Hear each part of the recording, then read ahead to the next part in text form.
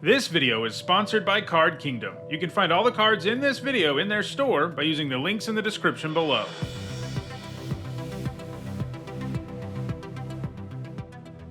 Hi everyone, I'm Nitsa Hone, and it's time for another MTG Top 10, the series where I rank cards based on their historical performance and Magic's highest level of competition. Today, we're going to take a look at Magic's strongest gods. God is a creature type that made its debut in the Greek mythology-inspired Theros block, and since then, we've visited many other planes that have a pantheon of gods. In general, gods tend to be beings of immense power that are revered by many inhabitants of their plane, and we've also seen a few individual gods here and there, like Ansrag the Quake Mole in Karlov Manor. This actually isn't the first time I've looked at gods. I also did it way back in 2019 in the 217th MTG Top 10. Dozens of new gods have been printed since then, so as you can imagine, the list has changed a ton.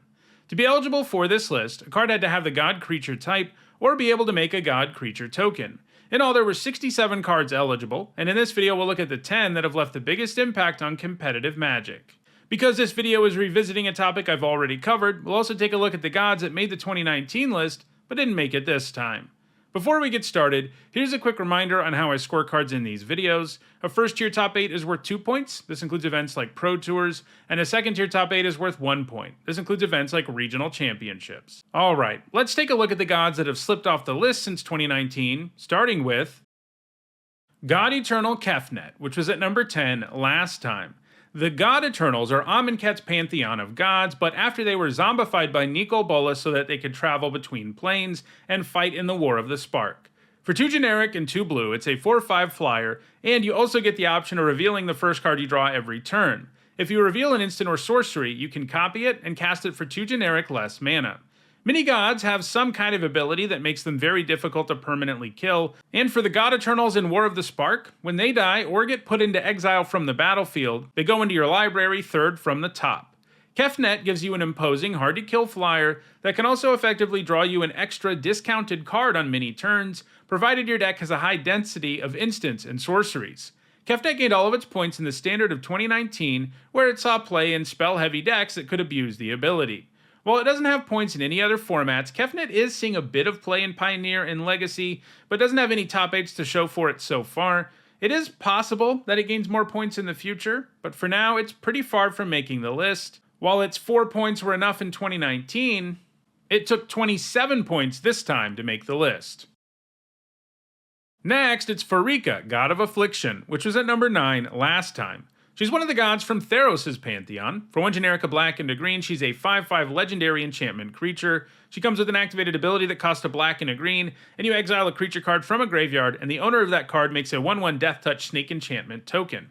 It also comes with indestructibility, as all the original Theros gods do, and it also has a devotion requirement, another feature of the cards from this original god cycle. If your devotion to green and black isn't 7 or more, Pharika isn't a creature. Your devotion to each of these colors is equal to the number of colored mana symbols that appear on the casting costs of permanents you have in play. This is pretty cool both mechanically and flavor-wise, because the idea is, if you're not devoted enough to a Theros god, it's not really interested in helping you out in a big way. Anyway, Death Touch creature tokens are pretty great, especially when you're using a card to repeatedly produce them, since they can trade with anything. Note that her ability does give that creature token to the person whose card was exiled, which is a bit of a downer. If you want to hate on an opposing graveyard, you have to give them those 1/1s.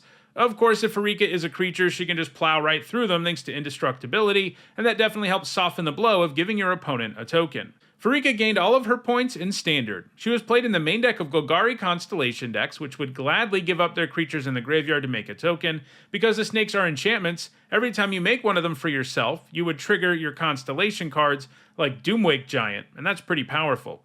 It was also played in Whip of Erebos decks, which loaded up their graveyard a lot, giving Pharika a ton of fuel, and it didn't hurt that she could also hate a little bit on opposing Whip decks by exiling a creature in response to the Whip trying to reanimate it. Giving your opponent a 1/1 was a whole lot better than letting them reanimate something scary. Pharika hasn't gained any points since 2015, and it's unlikely she finds her way back on the list. Next, there's Perforos, God of the Forge, which was at number 8 last time. He's another Theros god. For 3 generic and a red, he's an indestructible 6/5, but he also requires devotion to 5 or greater to be a creature. As befitting of a red god, Perforos chips in a ton of extra damage, doing 2 to your opponent anytime another creature enters the battlefield under your control, and for 3 generic and a red, he can give +1/+0 to your whole board. Unsurprisingly, Perforos was played in red aggro decks in both block and standard. Like Farika though, he hasn't gained any points anywhere since 2015. Lastly, there's Ronus, the Indomitable, which was at number 7 last time. For 2 generic and a green, he's a 5/5 with Death Touch and Indestructible, and you can pay 2 generic and a green to give another creature +2/+0 and trample until end of turn. The Amonkhet gods demand a different kind of requirement to actually be able to attack or block, but the flavor is pretty much the same as Devotion. In other words, if you don't do what this god really cares about, he's not going to lend you his full power, and with Ronus being the god of strength, it makes sense that he demands you have another creature around with power 4 or greater. He can help you meet that requirement too, thanks to his activated ability. In Standard, Ronus saw play in decks that had no problem meeting this requirement. This included Gruul and Temur Energy decks, as well as +1/+1 counter decks. He's also seen some play in modern Creature Toolbox decks that run things like Collected Company and Court of Calling to grab creatures that are particularly useful in a given situation. Ronus has been run as a singleton copy in some versions of the deck, where it can be searched up when the board is already in a state where he can take over. More recently, he's been played in Pioneer Mono Green, but he doesn't have any points since 2022, so like the other cards who lost their spot on the list, he's unlikely to make it back. Alright, now that we've covered the cards from the 2019 list that got bumped off, let's move to the top 10 proper, starting with our number 10 card, which is Kranos, God of Storms, which has tumbled all the way down from number 5. For 3 generic, a blue and a red, he's an indestructible 6/5, and as another Theros god, he demands devotion to be a creature. In this case, your devotion to blue and red has to be 7 or higher. With Kranos around, you reveal your first card you draw on each of your turns. If you reveal a land, you get to draw a card, and if you reveal a non-land, you get to do 3 to anything. Both of those are pretty great, as you're always going to get an extra card of value out of that trigger. Kranos saw some play in Jeskai Tempo decks in Standard, and in Modern it was a common sideboard card when Splinter Twin decks were legal. Sometimes these twin combo decks had to side into being more traditional control decks, and Kranos was a good win condition when you did that. Right now, Kranos is seeing play in Blue-Red Tempo decks and Pioneer Arclight Phoenix decks. It's likely to gain more points in the future, but it isn't doing so at that impressive of a rate either. At number 9, it's Xenagos, God of Revels, which was in the same spot in 2019. Yet another Theros god. He's an indestructible 6/5 that costs 3 generic, a red, and a green, and is only a creature when your red and green devotion is 7 or higher. At the beginning of combat on your turn, he gives another target creature you control haste and +X/+X until end of turn, where X is that creature's power. That means Xenagos can immediately do something on many boards the turn he comes down, and its ability to offer such a huge boost is likely to allow just about any creature to attack. When it was in Standard, it saw some modest play in Jund and Gruul aggro decks. More recently though, Xenagos has become a really important card in Pioneer, where it's part of the combo win for Indomitable creativity decks. These decks only play 2 actual creatures, Worldspine Worm and Xenagos.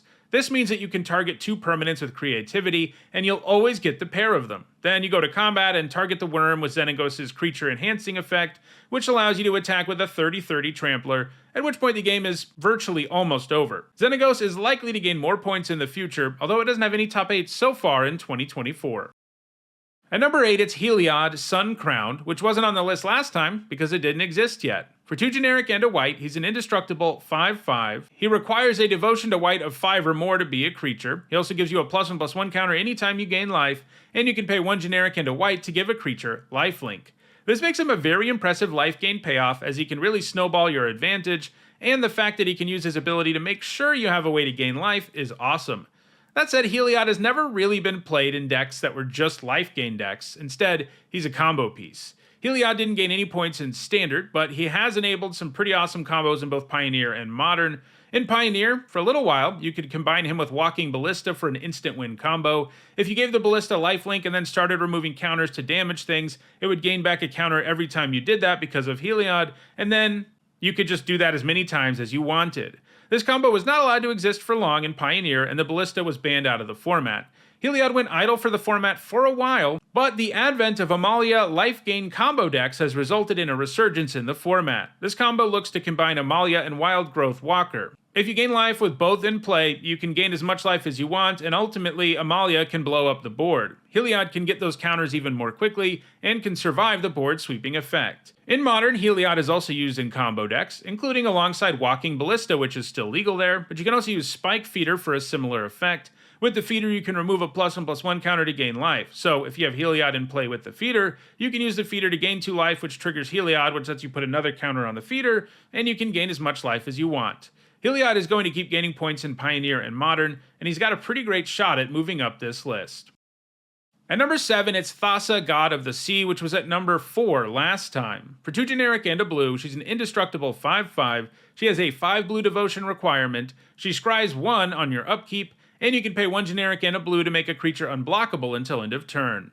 Thassa was a key card in standard devotion to blue decks, which were, obviously, all about making Thassa into a creature very early on in the game. Devotion to Blue was one of the best decks in all of Theros Standard, thanks to cards like Master of Waves and Thassa, so she found considerable success just in that one deck. She's also seen a tiny bit of play in Legacy Merfolk, but she doesn't have any points anywhere since 2019.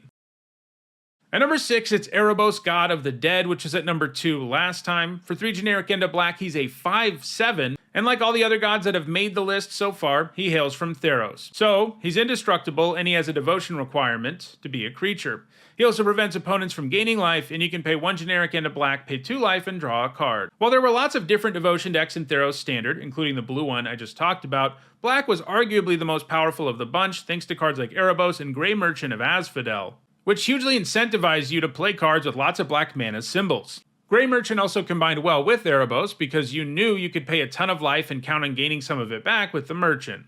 Erebos was also played in some less devotion-centric decks while it was in Standard. Since 2019, he's gained a single point in Pioneer, but it actually came quite recently as a sideboard card in Fires of Invention. He's useful against the aforementioned Amalia combo, which is all about gaining a ton of life, and that may mean he's got a chance at gaining more points in Pioneer in the future.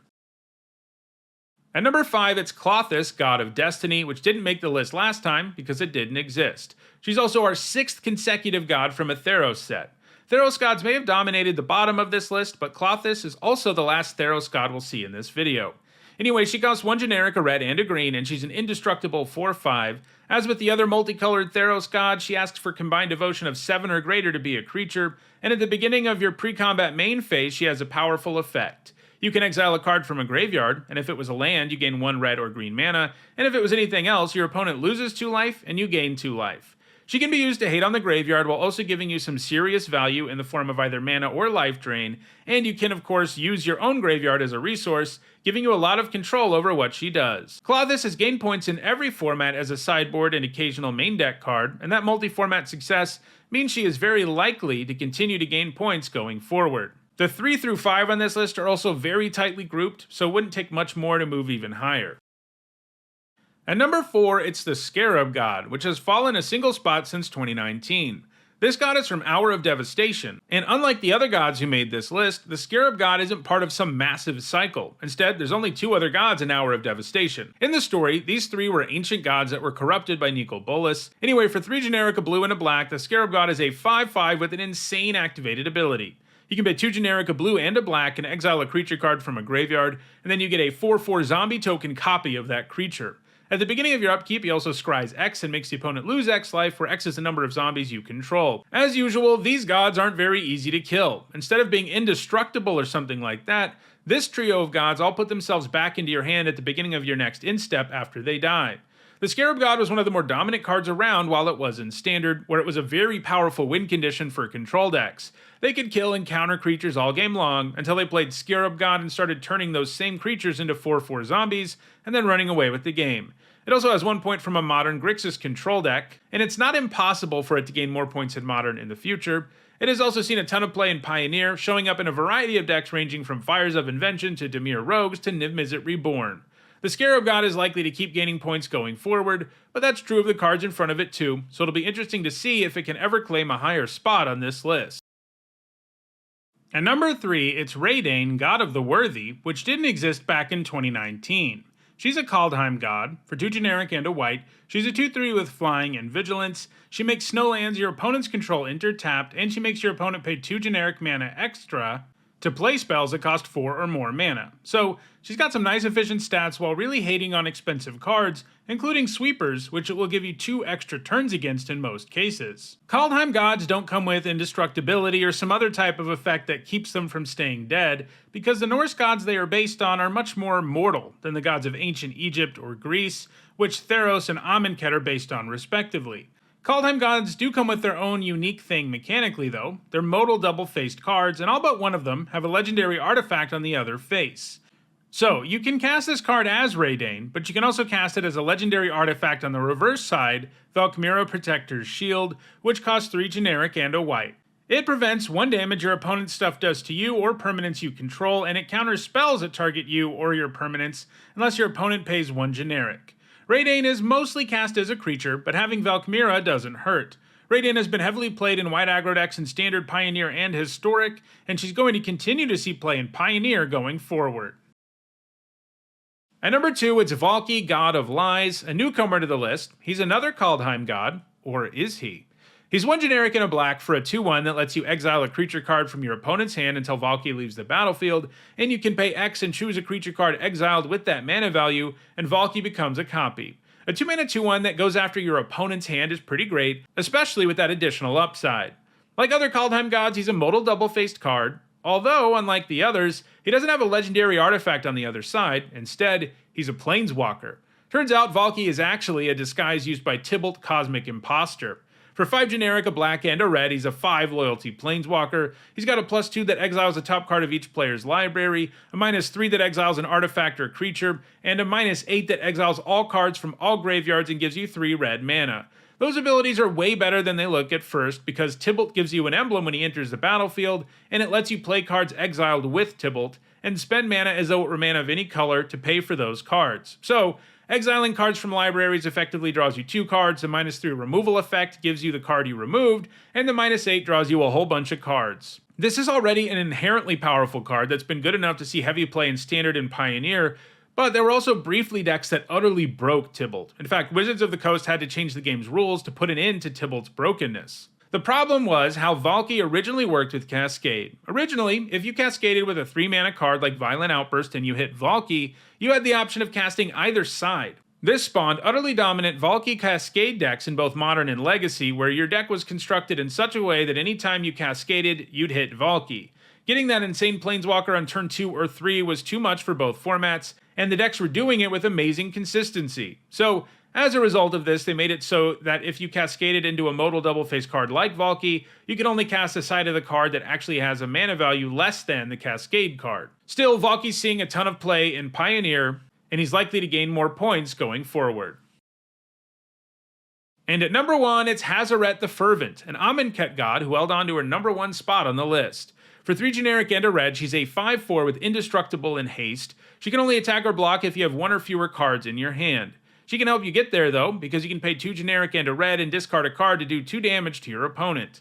Hazet has usually been played in aggro decks, which often have an empty hand by the time they play their 4-drop anyway. This whole package makes for a very aggressive creature that can smash in for hasty, difficult to block damage, and can finish the opponent off with its ability. Hazet was a heavily played card in standard red-based aggro decks, and was one of the defining cards in the format while it was there. It's also seen play in other formats. In Pioneer it sees play in a variety of red aggro decks, in Modern it's been played in Jund, Affinity, and Hollow One, in Legacy it's been played in Dragon Stompy, a mono-red prison deck that aims to lock down the opponent with things like Chalice of the Void and Ensnaring Bridge, and Hazet provides the deck a win condition with its direct damage ability. Hazet is likely to keep gaining points going forward, and it's got a very good chance of remaining at number 1, although Valki is likely to give it a run for its money. So, those are the top 10 gods in Magic. If you want to get your hands on any of these deities, check out the description where you can find a direct Card Kingdom link for each card in the video. If you enjoyed this video, please like it and share it so that others can enjoy it too. If you want to make sure you catch future videos, don't forget to subscribe. If you want to catch up on past videos, including many more that look at specific creature types, you should see a playlist on your screen shortly. Thanks for watching.